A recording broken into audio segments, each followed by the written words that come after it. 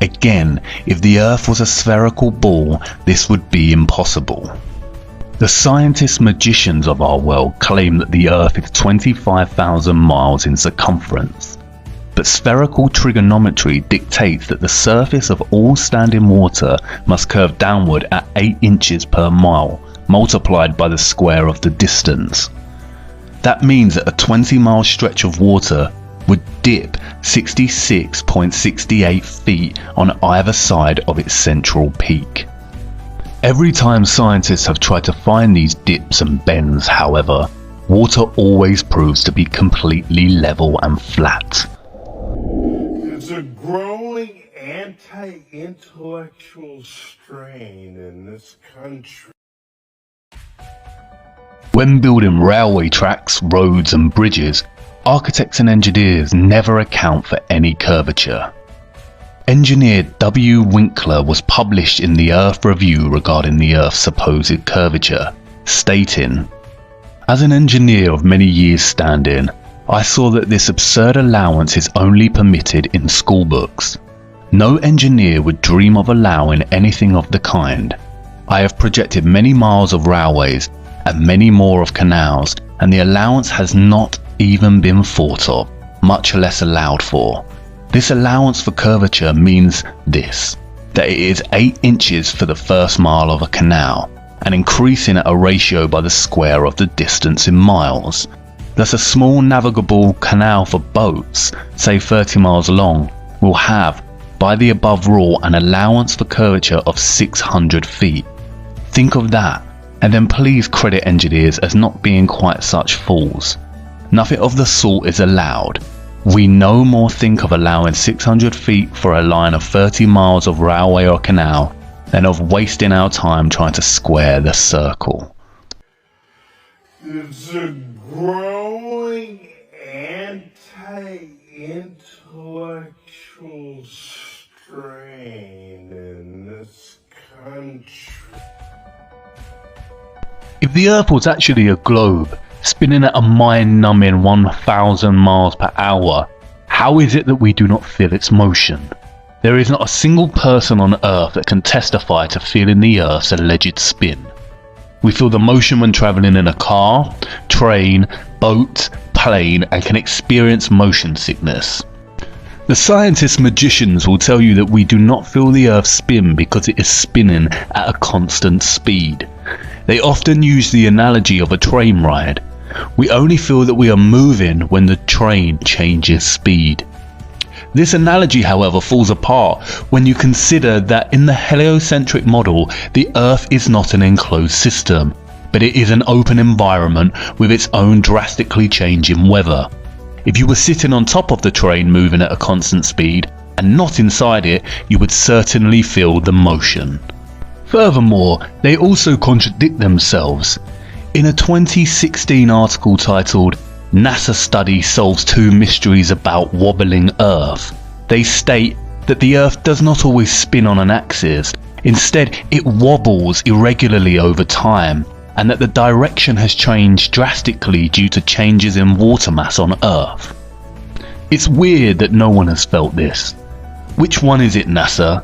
The stealthy, unnoticeable spin, or irregular movement patterns and wobbles? The whole notion of a spinning globe becomes absurd when you consider this. If the Earth was actually rotating, then helicopters and balloons would only need to hover over the surface and wait for their destination to come to them. Similarly, if it were a curved spaceball, then aeroplane pilots would constantly need to readjust their altitude downwards so they did not continue straight and start heading out to space. They would have to descend 2,777 feet, or over half a mile, every single minute. This of course is not the case, and pilots are never instructed or taught this mechanism of flight. And what does a real pilot have to say about it? Oh, okay. Yes. Am I allowed to say hi?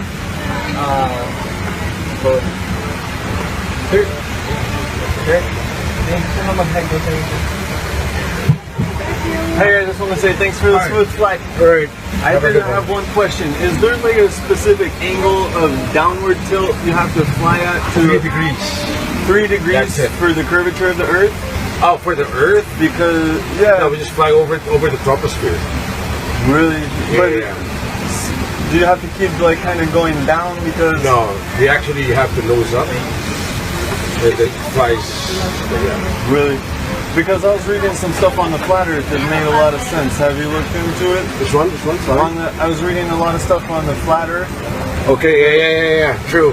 It's true? Yeah. Okay, Yeah. alright, cool. All Hey, right. God bless, brother. All right. Have a good one. You too.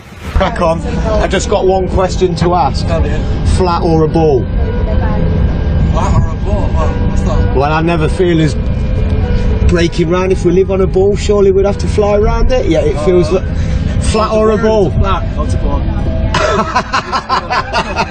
I think it's flat. Yeah, me too. Pretty flat to me. It certainly does, doesn't it? And you've got that flight instrument down there to keep it flat. Gravity exists. Gravity? There's an unproven theory. No, it's not. Let's rock and roll. Cheers, fellas. Thank you very much for the. Can I ask the pilots one question? First officer's here. Do you mind?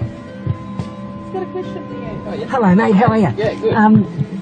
I'm a fellow, Casey Josh. I'm a fellow, just PPL, pilot. Yeah. Yeah, nice. I got a couple of serious questions to ask you. Okay, here we go. Yeah, there's a big time. Curvature. Curvature. Yeah. Yep. We don't allow for curvature, do we? For anything, not for you usually. Yeah. No, we're round. We're a disc, aren't we? Round and flat. Yeah. Sorry. Hey, look. Honestly, quite seriously, Yeah. we are, aren't we? Yeah. Thank you, mate. Thank you for being. If the Earth is actually rotating, flight paths would become very messy. Flying west from New York to California is 2,441 miles, which takes just under 5 hours on a commercial flight. If the Earth is spinning eastwards at 1,000 miles per hour, then not only would this flight take a lot less time, but it would also make it near impossible to fly back the other way due to the constant rotation of the Earth. It would be like trying to run up a very long and very fast downward escalator. And what about the weather? If the Earth and atmosphere is spinning at 1,000 miles per hour, then don't you think it would be impossible to see such stationary clouds and weather formations like we do? Not to mention that clouds often crisscross in their pathways.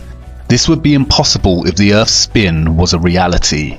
Thomas Winship states, "Let imagination picture to the mind what force air would have which was set in motion by a spherical body of 8,000 miles in diameter, which in 1 hour was spinning around 1,000 miles per hour, rushing through space at 65,000 miles per hour and gyrating across the heavens. Then let conjecture endeavour to discover whether the inhabitants on such a globe could keep their hair on. If the Earth globe rotates on